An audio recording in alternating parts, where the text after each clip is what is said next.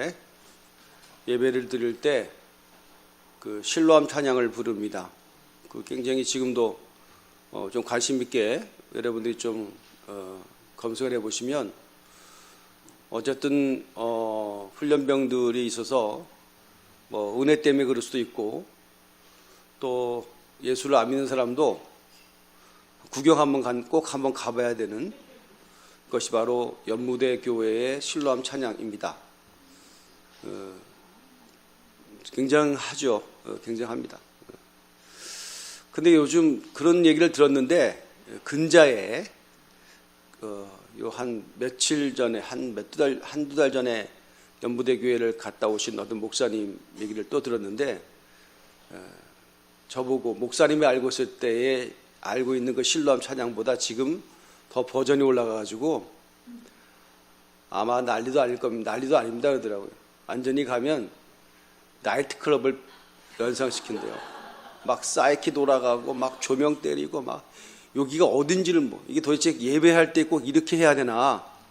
젊은이들을 이렇게 좀 이렇게 흥을 돋는 찬양을 하는 것까지는 그래서 이것이 거의 뭐 국가적인 명물이 되는 프로그램이었는데 그보다 더 요즘은 업을 해 있어가지고 그렇다라는 얘기를 들었습니다.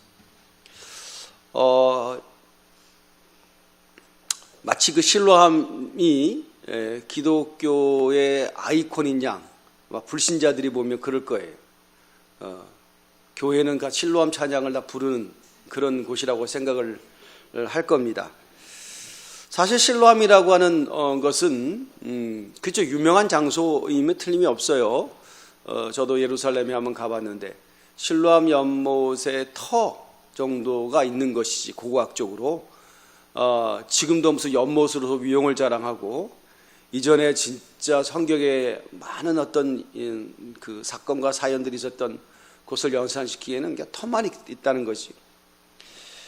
그런데 우리가 흔히들 보면 좀 관심 있게 보냐면 안과 계통에 좀 관심 있는 분들은 이 실로암이라고 하는 상호를 든 안과라든지 실로암 안과 곳곳에 있죠. 실로암 약국도 있는 것 같아요. 그래서 이제 이 실로암이라고 하는 것 자체가 주는 어떤 이야기를 다 알면 왜 안과에 실로암이라고 하는 상호를 명칭을 쓸까를 우리가 이제 다 알게 되는 겁니다. 오늘 본문에 등장하는 이제 스토리가 얘기가 그런 거예요. 예수님께 쭉 이제 예수님과 관계되어지는 일들이죠. 성경은 그렇게 얘기를 했어요. 오늘 뭐 자막이 좀 안 나오니까 그냥 제 말씀을 여러분 그냥 쫓아와서 들으시면 되는데 옛날엔 다 이렇게 예배 드렸으니까 그죠? 뭐 불편함은 없으시죠? 네. 불편함이 없으신 분 두 종류입니다. 말씀을 많이 알아서 불편함이 없는 경우도 있는가 하면 그러나 저나 상관없다는 분도 계시고 아무튼 뭐 저는 다 좋습니다. 여러분이 앉아 계신 것만 해도 복이 오는 줄 믿으니까요. 어쨌든 간에 예수님께서 그 제자들과 함께 이제 길을 가다가 우연하게 발견되어진 인물이 바로 이 맹인이 있었습니다.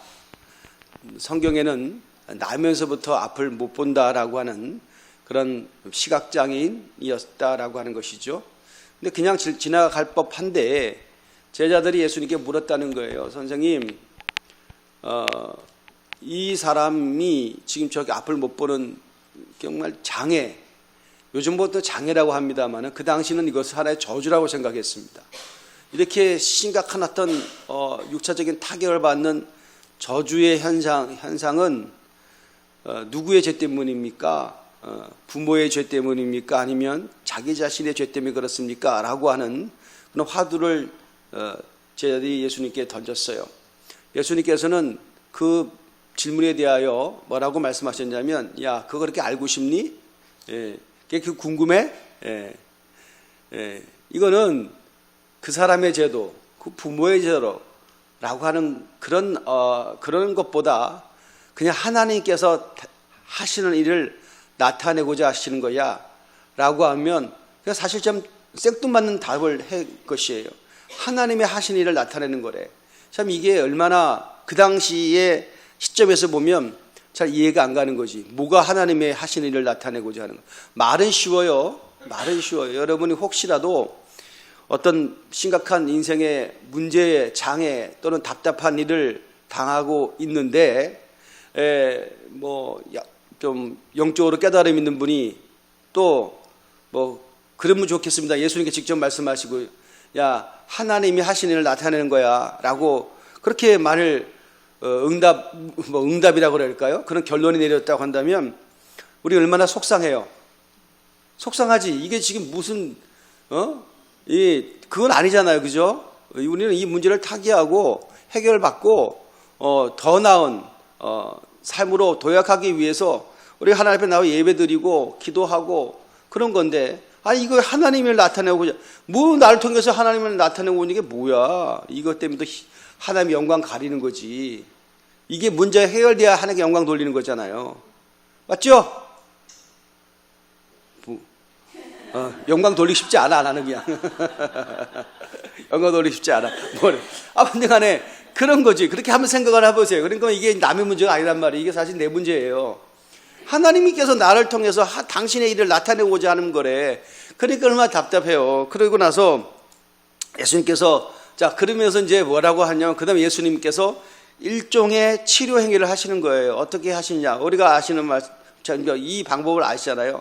예수님께서 진흙을 이겨고 침을 섞어갖고 막 이겨가지고 덕지덕지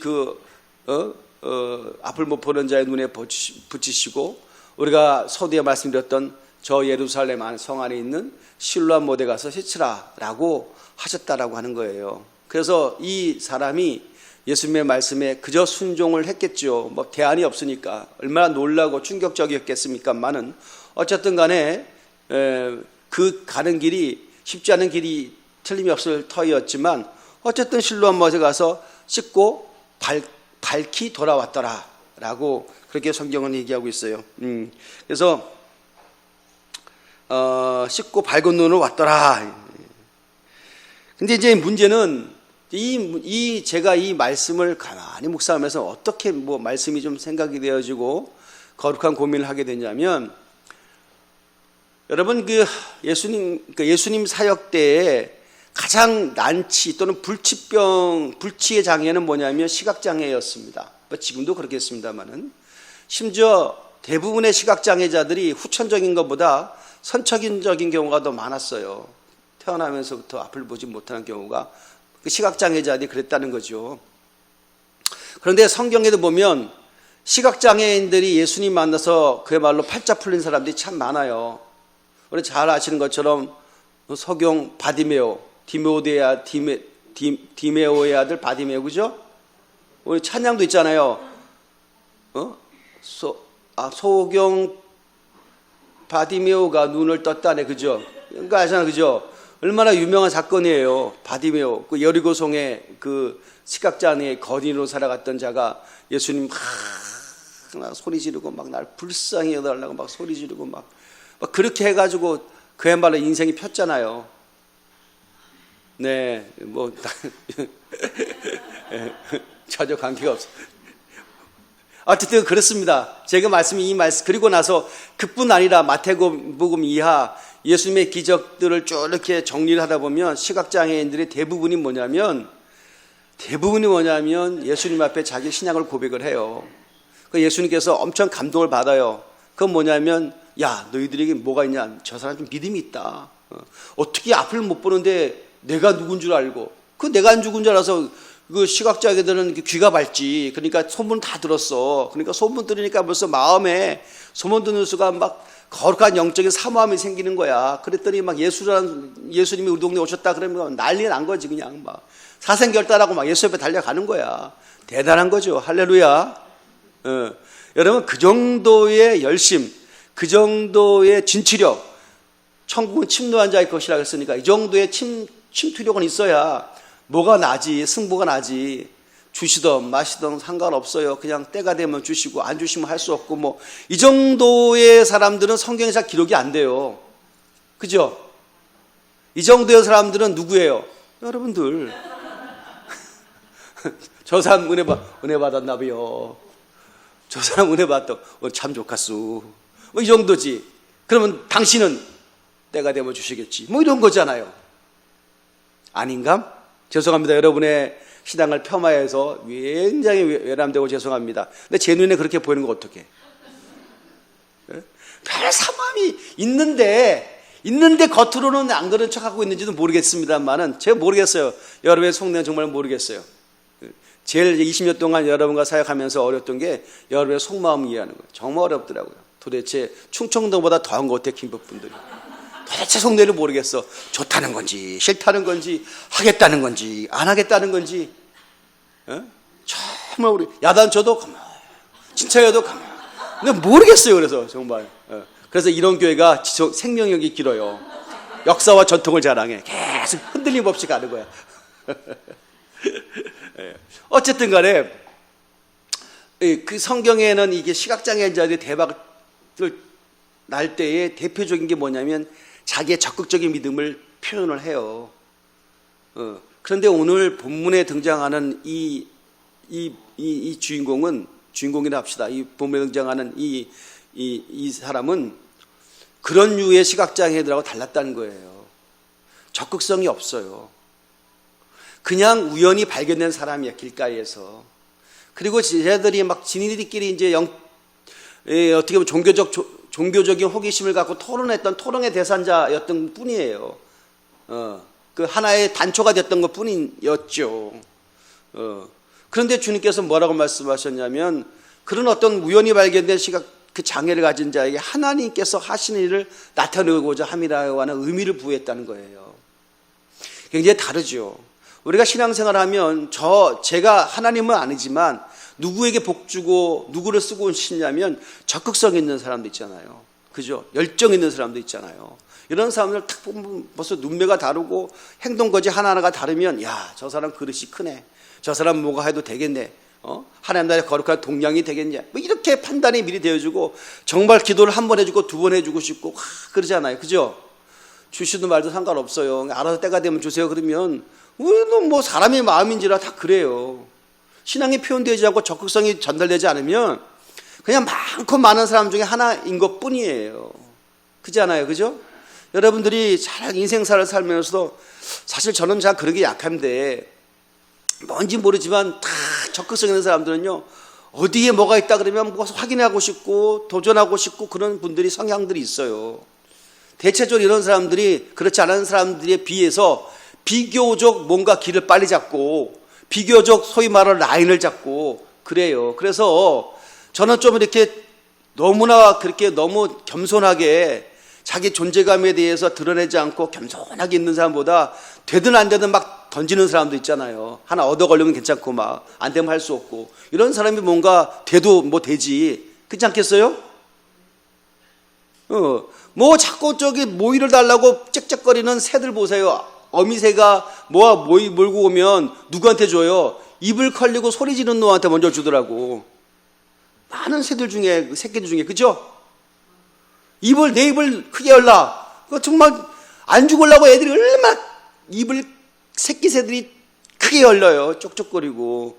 여러분도 은혜를 받으려면 어떻게 해야 돼요? 입을 크게 열라. 할렐루야. 아멘도 크게 하고, 주는 아야도 뭐 내가 아멘 안도 꼭 받나고 입 다무는 그런 영적인 의지가 있는 분도 계시겠지만 아무튼 그냥 순종이 제사보다 낫으니 믿져야 본전 아니에요. 근데 아멘 믿져야 본전은 아멘 근데 꼭 믿진다고 생각하고 아는 사람 있어. 그 믿지나 봐. 갑자기 왜냐하면 예배 드리면서 힘쓰기 싫다는 거지. 아무튼 간에 이 적극성 있는 사람. 그런 데서 오늘 보면 이 본문에 등장한 사람은 내가 볼 때는 적극성이라고 하는 게 표현된 게 별로 없어요. 그런데 내재적인 어떤 순종이 있었겠죠. 그러니까 실로암목까지 갔겠지. 뭐 이런 거 있었지만 어쨌든 겉으로는 그랬다는 거예요. 어느 시각장애인 맹인과 달랐다는 거예요. 달랐다는 거예요. 그래서 저는 한번 생각을 해보는 거예요. 여러분, 이 구원이라고 하는 것이 적극적인 도전을 통해서 자기의 믿음을 표현해가지고 구원의 도를 이루는 사람이 있는가 하면 그저 일상적인 그냥 삶을 그냥 살아가는 자이었는데도 불구하고 그야말로 적극성을 뭐예요? 내가 띈 것이 아니라 주님께서 적극성을 띠고 찾아오신 분도 있더라 이걸. 있더라고요. 제가 알고 있는 뭐 누구라고 소개할 수 없겠습니다만은 제가 어렸을 때는 여러 훌륭한 목사님들의 간증 이런 걸 많이 듣고 자랐거든요. 그런 분이 있어요. 제가 보니까 우리 선배 목사님들의 두 부류의 주의종들이 있더라고요. 어떤 분들은 뭐냐면 어렸을 때 그냥 신앙을 주일학교 때 교회를 다녔어. 근데 이분이 은혜를 받은 거야. 근데 대부분 다 예전에는 집안이 다 무교, 불교, 뭐 철저한 어떤 조상신 섬기는 거 막 그런 거잖아요. 그러니까 혼자서 주일학교에가 막 은혜 받으면 이게 주변의 환경이 협조를 안 해주니까 오래 못 가지. 근데 유독 특별한 친구들 있잖아요. 그죠? 계속 집에서 핍박을 이기면서 교회 나오는 친구도 있어요. 여러분들 같은 분들. 예. 그래, 어렸을 때 주일학교에다 그런 흔적이 있잖아요. 그죠? 가지 말아다가. 근데 예전에는 진짜 지금하고, 그러니까 막 얼마나 부모님들이, 윽박 지릅니까? 야단도 치고. 그리고 나서 예전에 진짜 집안이 종교가 두 개면 망한다는 얘기가 들어가지고, 네가 교회 다니면 우리 집안 망한다 그래가지고, 어떻게 얘기하면 쫓아낸다고 그랬어요. 근데 쫓겨날지언정 교회 다니는 사람이 있었어요. 근데 그분이 뭐냐면 제가 알고 있는 훌륭한 목사님이었어요. 근데 자기가 본인이 주일날 어렸을 때 그 간증을 하더라고요. 제가 은혜를 엄청 받았어요. 와, 이런 사람도 주님께 쓰시는구나. 그리고 그런 우여곡절 끝에 정말 하나님께서 사용하여 갖고 어려운 가운데 어쨌든 누구의 어떤 도움을 받아 갖고 결국은 훌륭한 주의종이 됐는데, 그런 스토리가 있잖아. 어떤 스토리? 야, 집안에서 출교를 당할지언정 신앙을 포기하지 않았던. 그러니까 주님께 쓰시지. 그죠? 박수 받아야 당연한 분이에요. 그런데 그런 분이 있는가 하면, 어떤 분들은 주님께서 정말 쓰시겠다고 하는 영적인 사인을 주셔도 끝까지 누가 이기냐 고집을 피우는 사람이 있어요. 그런 분이 있죠. 그죠? 있겠지. 여러분 모르지만 저는 알아요. 그러니까 막 주님께서 계속 하나님의 주 얘기를 가라 그래도 안 가는 사람이 있어요. 그거 알지, 그지? 그런 분이 있어요. 여러분 중에 아마 추적해 보면 한두 명 있을런지 몰라. 근데 쟤는 그러는데, 그렇게 해서 결국은 일이 맞고 저리 터지고 다 세상 말 맞다나 거덜난 다음에 할 수 없이 주의 종의 길을 가는 사람이 있어요. 그죠? 있는데, 자, 제가 처음에 말했던 그분하고 두 번째 얘기했던 이분하고 똑같은 주의 종이야. 하나님이 누구를 더 귀히 쓰세요? 더 높이 쓰세요? 여러분이 그냥 상식적인 선에서 생각해 보자. 누가 더 쓰임 받아야 돼요? 귀하게. 예? 그러니까 난 매주마다 소개할 때마다 헷갈리는 거야. 알면서도 대답 안 하는 여러분이 있고, 몰라서 대답 못 하는 분도 있고, 무슨 얘기인지 이해를 못해서 대답 못 하는 분도 있어. 도대체 나는 어떻게 설교를 해야 할지 모르지만, 아무튼 간에 저는 사명 감당하기 때문에 끝까지 말씀 전하겠습니다. 자, 누가 하나님 앞에 쓰임받아요? 귀하게 쓰임받는 사람이 되어야 돼요. 첫 번째 사람이어야 된다라고 생각하죠. 그런데 성경은 그런 원칙이 없다는 거예요. 그런 흔적인, 그렇게 막 핍박과 고난을 이겨내면서 신앙을 어렸을 때부터 사수해가면서 하나님 영광 위해서 정말 어렸을 때부터 쓰임받아 그냥 벗어나지 않고 가는 사람이 있는가 하면, 지할 것 다 하고 먹을 거 다 먹고 놀 거 다 놀다가 이리 터지고 저리 터져갖고 주여 나중에 천부여 의지 없어 흔들고 옵니다 라고 와갖고, 그것도 늦은 나이에, 이런 나이도 아니야. 다 그러다가 주의 일을 하겠다고 하는데 또 불구하고 또 주님께서 그런 분을 쓰시는 분도 있어요. 그럼 우리가 어떻게 알아요? 하나님 너무해요? 그 너무한다고 얘기하면 안 되는 게, 우리 예수님께서 우리 알려주시던 유명한 이야기가 있잖아요. 무슨 비유, 탕자의 비유라고 하는 얘기 아시죠? 들어는 보셨죠? 누가복음 15장에 나와요. 누가복음 15장에 나오는데, 우리가 잘 아시는 주일학교 애들부터 대부분 우리 정말 교회 물 좀 먹었다는 사람들은 다 알아. 할렐루야. 다 아는 얘기야. 탕자 있잖아, 탕자.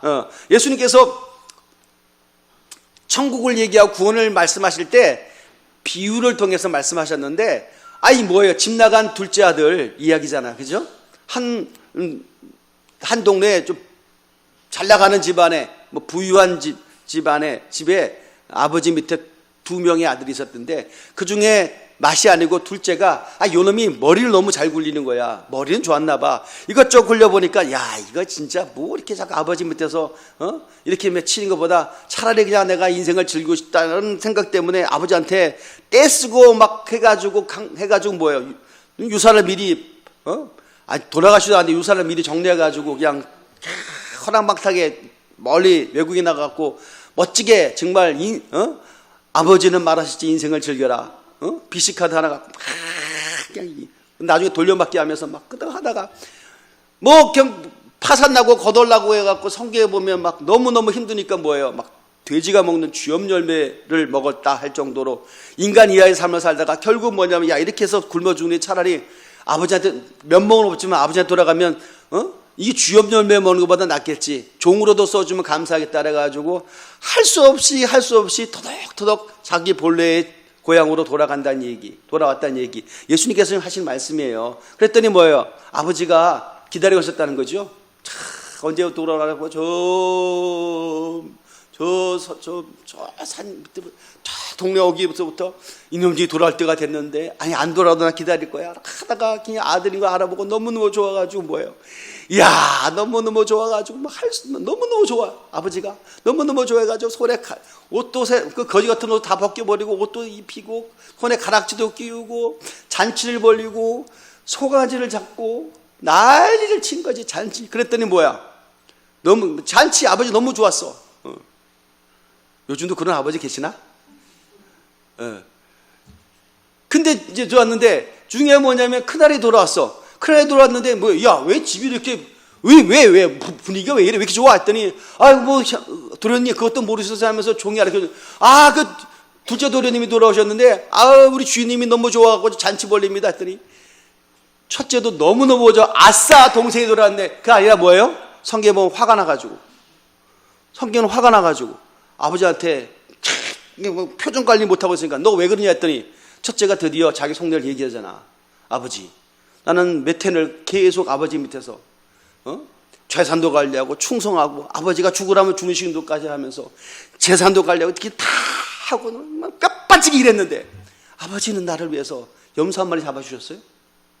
그것도 한 마리 잡아주고 둘째는 저거 아버지 재산 다 날리고 저 창녀와 놀아나면서 성경에 보면 창기와 놀아나면서 돈을 다 쓴 허비였는데 저 인간도 아닌 저걸 아버지 받아줘요? 그 말이 돼요? 라고 얘기를 했어요. 제가 볼 때는 큰아들의 이 얘기가 틀린 거예요, 맞은 거예요? 이게 맞는 얘기야, 틀린 얘기야? 여러분이 맏아들이라면 그런 얘기 해, 안 해? 해, 안 해? 그렇지? 안 한다는 건 뭐야? 근데 나도 하겠어. 내가 또 맛이잖아. 나는 이 장남의 마음을 알아. 지금 이게 뭐야? 말 안 하고 할 말도 못 하고 끙하고 있는 거야. 근데 이게 지금 뭐야? 이게 대법 아닙니까? 이거는 창조 질서로 어긋나는 거라고 이거는. 그래 막 불만이. 예. 근데 아버지께서 하신 말씀이 뭐냐면, 얘야, 너는 항상 나와 같이 있었지 않냐? 아버지 한 얘기. 아버지가 참 말빨이 세. 야, 내게 네 거고, 니게 내 거지. 뭘 다 네 건데. 뭘 그러자. 내가 죽으면 다 이거 네 거지. 이 둘째는 벌써 다 재산 정리하고 갔잖아. 네 속내 내가 죽기를 기다리는지 모르지만 아무튼 간에 니게 내 거고, 내게 내. 근데 얘는 죽었다고 생각한 놈 아니냐. 없어졌다고 한 놈 아니냐. 돌아왔으니 좋은 거 아니냐. 라고 아버지가 첫째에게 얘기했다는 거예요. 이게 지금 누구 얘기야? 예수님 얘기야.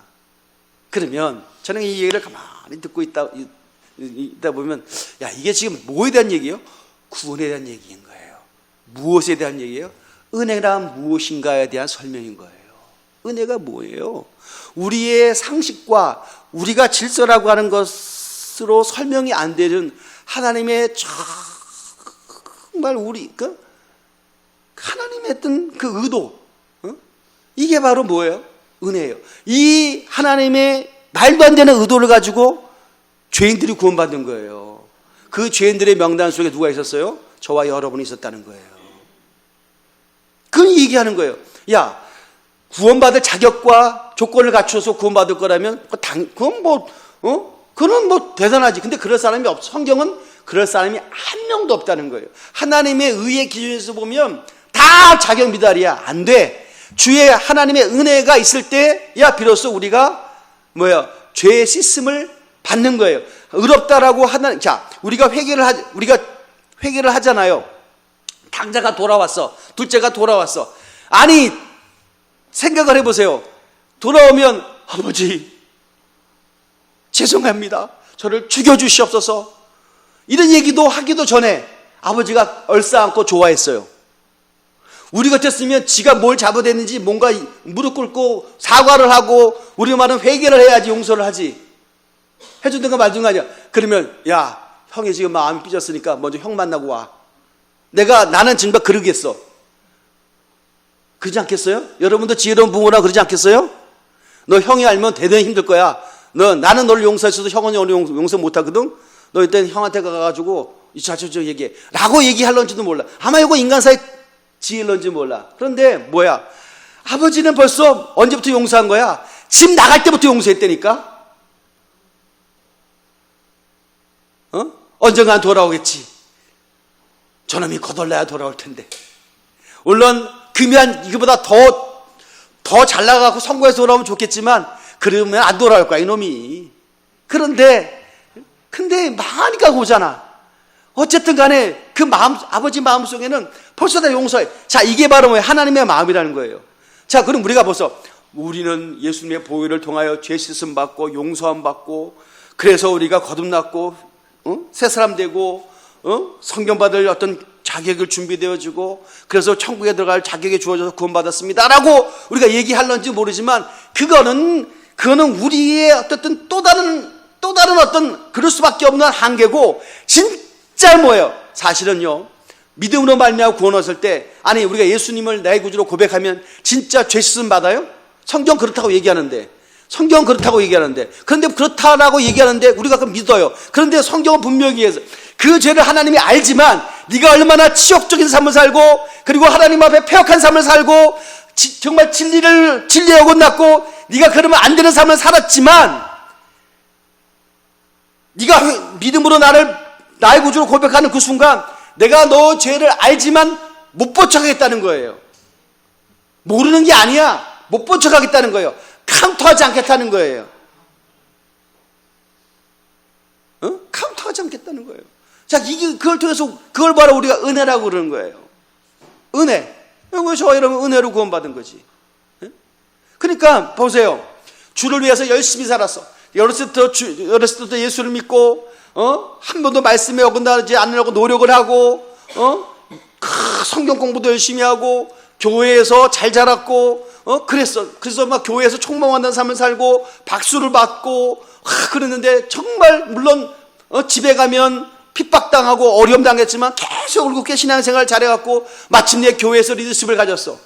이런 사람은 우리가 박수치고 그렇잖아요. 때가 되면 참 높은 자리에 인정받는 어떤 직을 줄 수도 있어요.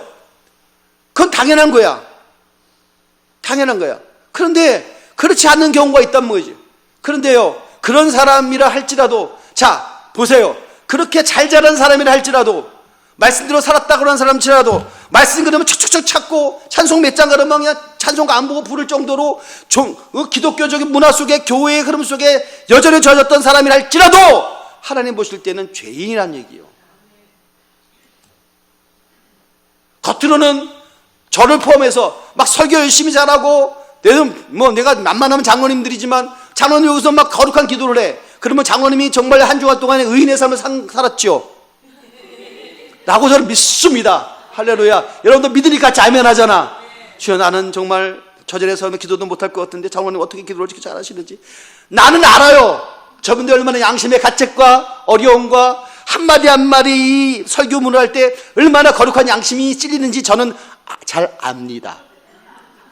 이 자리가 원래 그런 자리야. 되게 어렵습니다. 차라리 죽여 주시옵소서 라고 할 때가 더 있어요. 자, 양심에 찔림이 있다는 거야. 진짜 본인 스스로가 나는 의인이 아니야. 하나님의 기준에 보면. 맞죠?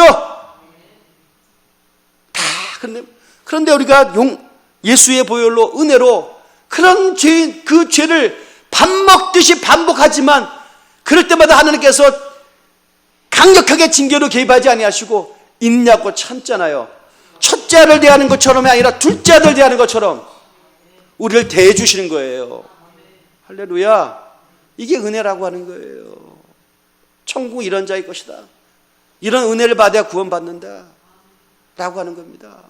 자, 그래서 중요한 건 뭐냐면 거덜나고 패망하고 넘어지고 엎어지고 깨지고 눈물 나고 속상하고 답답하고 억울하고 죽을 것만 같을 때 누구를 찾아 주님에 대한 어떤 갈급함이 생겼을 때 여러분 이것이 복받는 가장 결정적인 기회인 줄 믿습니다. 아멘. 이게 된 거죠. 여러분 이런 복이 임하기를 주의로 축원드립니다. 그래서요, 자, 처음으로 한번 돌아볼게요. 예수님께서 제자들이 막 물었어요. 선생님, 예수님, 이 사람이 눈 못 뜨는 게 누구의 죄 때문입니까? 아버지의 죄 때문입니까? 저 사람 본인의 죄 때문입니까? 하나님께서 당신이 하고자 하는 일을 나타내고자 합니다. 그게 뭔데요? 그게 뭔가요? 그게 뭘까요?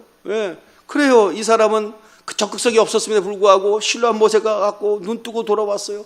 그리고 나서 어떻게 됐어요? 눈 뜨고 돌아왔더니 새로운 어떤 정말 고생 끝 행복 시작이나요? 아니요. 눈 떴다라고 하는 그 이유 때문에 뭐예요? 핍박과 고난. 차라리 눈 감고 있을 때가 더 좋았어. 눈 뜨고 나서부터는 엄청난 핍박을. 왜? 예수님에 대한 적대 세력이 가만히 두질 않는 거예요. 야, 너 눈 뜬 게 맞아? 야, 눈 떴잖아요. 야, 저 사람이 죄인인데 너 눈을 뜨게 했단 말이야? 계속해서 여론과 압력과 권력을 가지고 협박합니다. 너는 침묵하고 있어. 가만히 있어. 아무 얘기도 하지 마. 왜? 그걸 인정하는 그 순간 이게 지금 힘들어지잖아요. 그래서 뭐예요? 그 부모님이 협박합니다. 부모한테 너 저 사람 눈 뜬 거 네 아들 맞아? 예. 저 사람 눈 뜬 거 맞아? 예. 어렸을 때 눈 못 떴는데 지금 눈 뜨네요. 그거 어떻게 된 거야? 아버지도 얘기합니다. 그 소경의 아버지가 얘기합니다. 그거 나한테 묻지 마시고요. 쟤 성인이거든요. 쟤한테 가려 묻으세요. 라고 아버지가 발뺌합니다. 왜? 자꾸 얘기하면 자기도 이상해지거든. 자기도 같이 불이익을 당하잖아. 그러니까 아버지도 침묵할 수밖에 없는 거예요. 다 빠져. 아무도 이 사람을 변명하지 않아. 변해주지 않아. 그러니까 할 수 없이 가서 뭐예요? 눈 뜬 사람한테 가갖고 너 눈 맞아?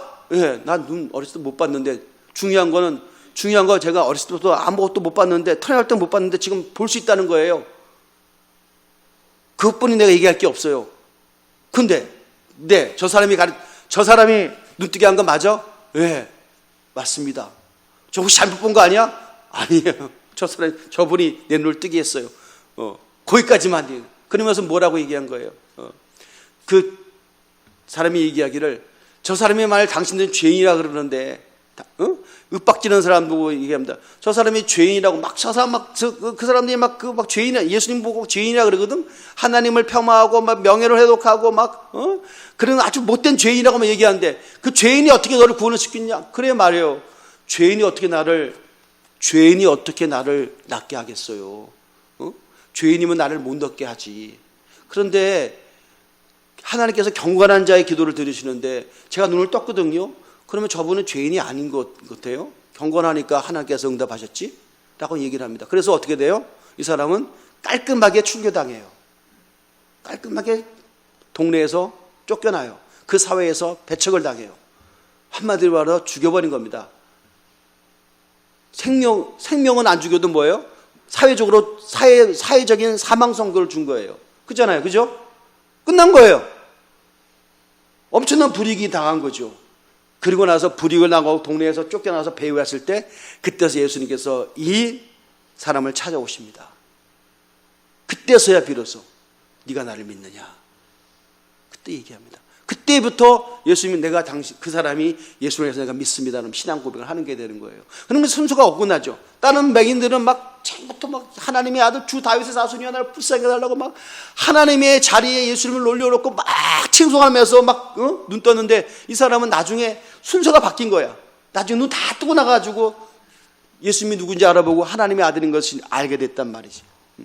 하나님이 하시고자 하는 일을 나타내고자 합니다. 예수께서 말씀하셨잖아요. 제일 처음에. 자, 우리는 그 당시는 몰라요. 그때 시점은 몰라. 시간이 가봐야 알아. 진행되어져 가서 어떤 정점에 가야지만 그때 그러셨구나. 하나님께서 당신이 하시고자 하는 일을 나타내고자 합니다. 내가 지금 뭔가 선택을 하고 결정했는데 그 선택이 옳았다고 해서 막 내가 뭐 소위 말해서 막 승리한 거야. 대박이 난 거야. 너무 좋아하지 마세요. 더 지나가 봐야 돼요. 근데 내가 기도하고 뭘 선택했는데 뭘 안 돼. 막 자꾸 길이 막히는 것 같아. 나는 뭐 선택만 하면 길이 막혀. 하나님 나를 응답하지 않는가 봐. 내 분명히 주님 앞에 감동이 와서 했는데 왜 안 돼? 근데 그것이 실패예요? 아니요. 그게 결정이에요? 아니요. 더 두고 봐야지. 어떻게 하나님은 즉각적인 의미를 부여하실 때이지만 때가 되고 지나가 봐야 나중에 그것을 알아들 법했을 때 그때가 돼서야 비로소 하나님의 섭리를 꽤 맞출 수 있는 능력이 됐을 때야 비로소 주의 뜻이 무엇인지 이해한단 말이지. 아멘. 지금은 몰라. 제가 늘 그 교회에 대해서 얘기하잖아요. 어찌하여 우리 동네는 김포에서 가장 고독하고 외롭게 아무도 손 타지 않고 이렇게 하나님께서 고독하게 내버려둘 수 있습니까? 라는 생각이 가끔씩 들어요. 내가 그런데도 정말 답답하지. 어떨 때는 막 주여 우리 동네도 좀 아파트도 오게 하시고 모두 오게 하고 막 교회도 막 성장 일어나고 막 비상하는 멋진 어떤 것들을 막 생각을 저만 합니까? 여러분도 하시죠? 안 하시는 분도 있긴 있는데 아무튼 간에 그런데 불구하고 이거 왜 그럴까? 지금은 모르지. 지금 아직까지는 몰라. 그러나 더 시간이 지나가 봐야 돼. 할렐루야. 여러분 개천에서 용 안 난다고요? 아니지. 지금은 안 난다고 결정하지만 그거는 그들의 생각이라니까. 하나님께서 우리 교회를 통해서 위대한 믿음의 영웅이 나오게 할 줄 믿습니다. 할렐루야. 이 부분에서 아멘 좀 많이 약하네. 할렐루야. 그렇지. 어떻게 될지 모르는 거예요. 인내하고 때로는 기도하고 아직까지 외로움의 시간과 공간을 통과하지 않았습니까? 하나님 보실 때 그럴 수 있어요. 나는 다 통과됐다고 믿는데 그거는 내 생각이야. 주님 보실 때 부족한 감이 있다고 믿으면 아직까지 그 길을 기다리는 거예요. 제가요 좀 시간이 갔습니다만은 차승원 나오는 그 섬에 가갖고 막 요리하는 거 있잖아. 삼시대 때 내가 뭐 우연히 봤거든. 그랬더니 이게 레시피만 알아. 들은 게 있어가지고 그래갖고 뭘 하냐면 그 두부를 만들더라고. 두부를 만든다고. 내가 이번에 두부를 해야겠다. 전부 다 출연자들이 형이 두부를 만든다고요? 그랬더니 그러더니 막 여러분 두부 만들려면 어떻게 해요? 콩을 해가고 메주에다가 막 갈아가지고 즙 내가지고 짜가지고 짜고 버리는 걸 그건 비기라 그러고 그죠? 비지라 그러고 그리고 나머지 걸 가지고 그거 물 넣어가지고 막 끓이더만. 그리고 나서 거기다 뭘로 집어넣어? 간수, 감옥을 지키는 간수 말고, 그 간수라고 하는 걸 딱 집어넣는데, 이 양반 레시피를 안 거야. 간수 근데 간수 집어넣는다고 금방 두부가 되나? 안 되더라고. 그리고 왜 틀렸냐고. 그리고 이게 좀 적게 넣었나? 계속 퍼넣는 거야. 그러니까, 얼마 넣는지도 몰라도 간수만 해야 돼. 계속 넣다가 계속 버리니까, 그날 시간이 가니까 이게 막 뭉치기 시작하더라고. 그것도 금방 되는 게 아닙니다. 제가 보니까 전 잘 몰라. 근데 내가 그거 보면서 제가 레시피만 알아서 되는 게 아니야. 그냥 그러니까 그걸 넣고 얼마를 계하고 어떤 온도에서 몇 분 동안 끓이고 그것까지는 몰라. 그냥 대충 순서만 안 갖고는 안 되는 거야. 그러면 자꾸 회의가 드는 거야. 이거 잘못됐나? 이거 뭐 헷갈리는 거야. 금방 안 나오니까. 여러분 은혜가 그런 거예요. 우리는 대충 그림을 알아. 말씀대로 살면 된다. 근데 뭐예요? 안 나오는 거야 금방. 이게 결과물이. 그죠? 그걸 기다려야 되더라고. 기다려야 되니까 일정 시간이니까 막 그게 굳더라고. 할렐루야. 좀 연하게 굳으면 순두부고 좀 딱딱하게 구우면 두부고 그러더만. 그러도 내가 내가 그 두부의 은혜를 받았다니까. 할렐루야. 이번 주 두부가 땡기네. 아무튼 모르는 거예요. 때가 돼야 되는 거야. 지금은 여러분 대강교회를 보면서 하나님 아직까지 우리가 지금 간수를 넣었는데 조금만, 할렐루야. 나는 그런 생각이 드는 거야. 여러분 개인적으로 볼 때는, 어우, 저거, 어떻게. 아니야. 좀만 기다려봐. 지금 은혜의 간수가 쳐졌어, 지금. 좀만 더 기다려보는 거야. 기다려야 돼. 우리가 할 수 있는 게 뭐야? 기다리는 것밖에 더 있어? 어떻게 기다려? 포기하고 기다리는 게 아니라 인내를 가지고, 소망을 가지고, 할렐루야. 맛있는 음식이 될 것만한 소망을 가지고, 할렐루야. 하나님 나라에 놀라운 여러분 제복이 될 걸 기대하면서 기다리는 거야. 할렐루야. 승리하시길 주의 이름으로 축원드립니다. 아멘. 그래서 오늘도 하나님이 하시고자 하는 나타남이라. 모르지. 그때는 몰랐어. 때가 돼봐야 알아. 눈 뜨고 나서 좋아했는데 눈 뜨고 나서 더 핍박당하고 눈 뜨고 나서 헷갈리고 이거 뭐야 괜히 눈 떴네. 그런데 다시 예수님 찾아오셔서 진정한 메시지를 주시고, 그리고 이 요한복음 9장의 내용이 얼마나 긴지, 스토리가 얼마나 긴지, 이분이 하나님 나라의 정말 귀한 영화의 최고의 주인공이 됐구나. 때가 되니까 알겠더라고. 얘기가 끝나봐야 아는 거야. 그대는 몰라. 여러분 지금 이야기가 시작됐잖아요. 아직까지 진행 더 돼야 돼. 소망과 인내와 능력으로 기다리는 여러분 되시기를 주의 이름으로 축원드립니다. 기도하겠습니다. 하나님 아버지 감사합니다. 오늘도 말씀 듣게 하심을 감사합니다. 아버지 말씀이 진리가 되고 은혜가 되고 능력이 되고